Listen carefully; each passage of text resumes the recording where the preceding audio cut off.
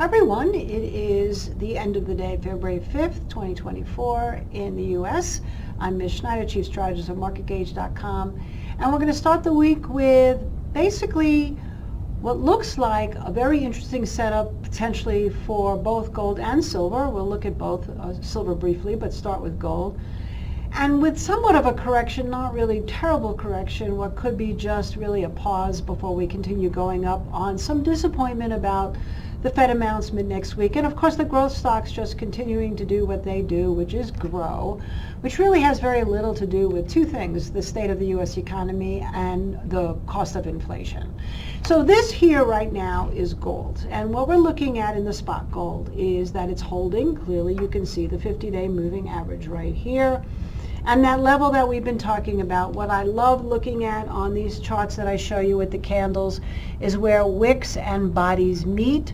So here we had, this is what they call a doji day. That's when the open and the close are the same, generally some sort of pause. And then, of course, we have really not been able to do very much all last week until we got into today. So what that tells you right here is that this low at 2044, which is basically where this is trading right now, as I'm talking to you right now, it's at 2043. So figure 2043, 2044 is going to be your big area to keep an eye on as we go into the next day. And of course, here is your 50-day moving average at 2039. So if you're really a short-term trader, you're looking at under 2043, maybe going to test the 50 at 2039. I wouldn't even be surprised if we saw it go a little bit lower, like to 2036, and potentially pop back through that 50, because that 50 has got an upward slope. But what happens now? Going down is one thing. We'll look at silver and get a better example of that. But if we do hold above this 2044 level, then you can see that as we had the doji day here, if we look at the bodies of the candles back here, and then the body of the candle on this day, which was Friday, the closing level there was 2053. So we go from 2043, 2044, 2053 would be our next point of resistance. And then I don't think we have any major resistance here to really be wondering about until we get to about 2067, 2068. And I still feel exactly the same way. We get through there, of course, then we're starting to talk about the highs of 2080 and then through 2100, whole new ball game. So even with all the negative talk and the higher dollar and the interest rates higher for longer, gold is still telling us that it is firm and lying in wait, as I've been talking about over and over so far in the last few months. Momentum, of course, is a little bit weaker. We just broke down under both the 50 and the 200, and the 50's been under the 200. But I'm not terribly concerned about the momentum here right now. I think if we started to break down under the Bollinger Band, I might get more concerned. And of course, it could just as easily pop over that moving averages, and what we really want to see on higher prices as we go forward is this momentum clearing the Bollinger Band. So the reason why we have to be aware in the gold market of potential weakness based on the momentum indicator I just showed you is that the momentum here went from a mean reversion, didn't quite go anywhere, and now is back below that Bollinger Band. The low of the Bollinger Band, though, was also here, the recent low at 2204, which is why that $22 is so important. So if we hold that 2204, and the momentum pops back up, that's a new mean reversion. And the only way this really makes any kind of serious move at this point, I think, would be two closes over the moving averages, and those are really pretty much higher up.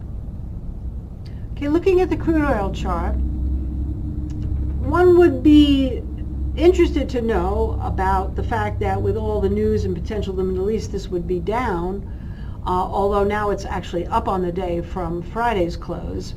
But also, from a seasonality standpoint, I saw a chart, and as you get into February, from a seasonality standpoint, that's very bullish for crude oil. So I would take the stance of it being more bullish than bearish. And if we just threw in some kind of a trend line here, which I'm not going to draw, but just follow my cursor, you could see that today it broke beneath it and then immediately popped right back above it. So in my own personal notes, I wrote that as long as crude oil stays above 72.56, then I thought that I would maintain my bullish stance.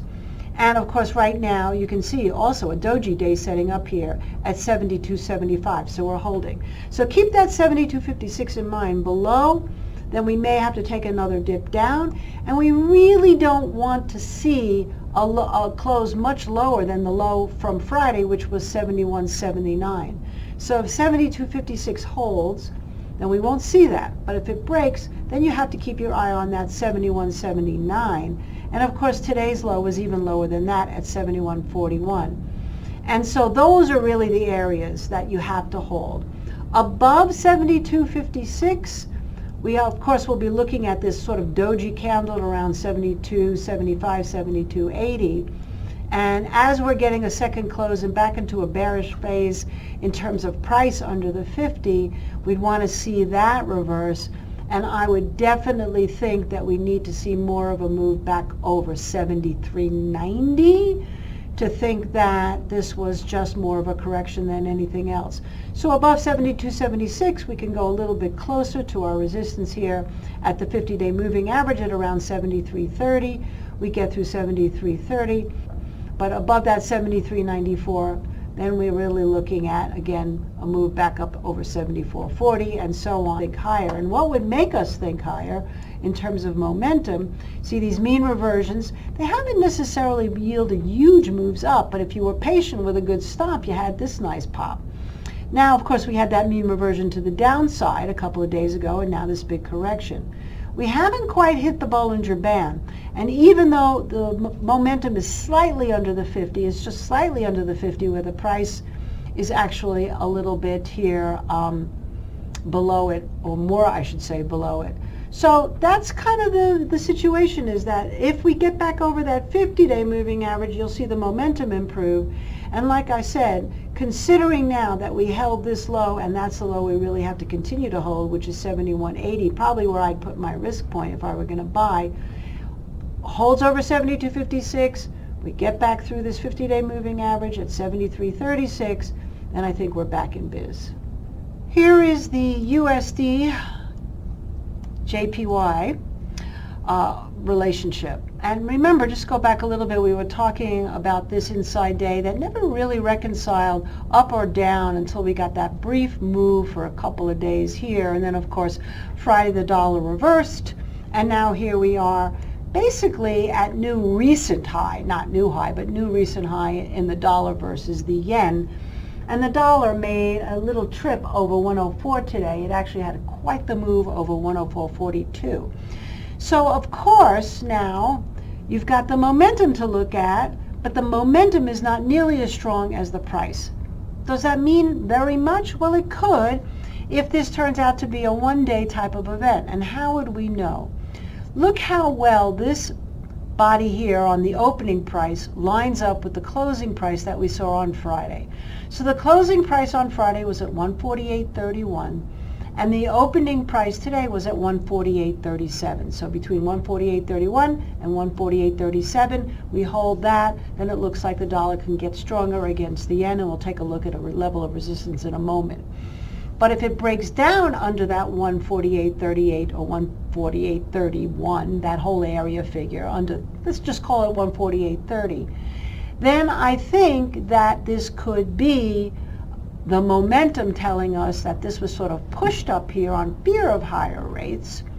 And the reality of the situation is that it was kind of a one-day move and it's going to go back down.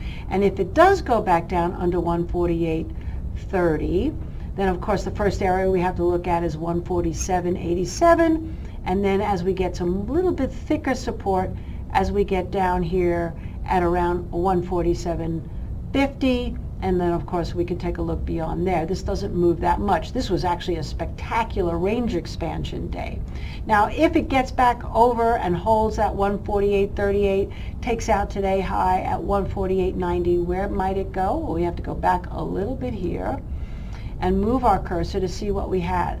Interestingly enough, this high right here was at 148.83, so that's definitely an area to keep an eye on as our next major support at 148.83. I'm looking at right here, by the way, my cursor moved, with today's high being, as I mentioned to you before, 148.89. We get through that 148.89, 148.83, 148.89, then we're looking now at the next really big area of resistance, which I believe could be as high as 149.70. And talk about your inside day. Here we are having one in the SPY, or in the SPX. So of course that makes the outside day range important, the high being 4,975.29 cents, low being 4,907.99 cents. So which way that range breaks will be important. What's interesting is this is what they call a hammered doji. Generally, hammered dojis are interesting candle formations. They often mean that we're about to make a reversal, or at least a strong continuation. What we do know is that it's not going to sit here very long. And I also think it's interesting that this hammer doji lines up perfectly with the closing price of Friday, which was 4,958. So 4,958, that's going to be our pivotal point. We get above it, obviously this market still wants higher. We break down below it. Clearly you have to be looking now at what happens here underneath this low, which is the 4,907, in order to see any kind of substantial correction. And even a substantial correction could probably bring it down more to around 4,870 before we would have another look. Momentum is good. Although, as I mentioned to you, remember when momentum was stronger here, and here the price is much stronger, but momentum is weaker, it also ticked down a little, but it's not flashing me anything horrible yet. So we will keep an eye on that as well. Okay, that's it for now.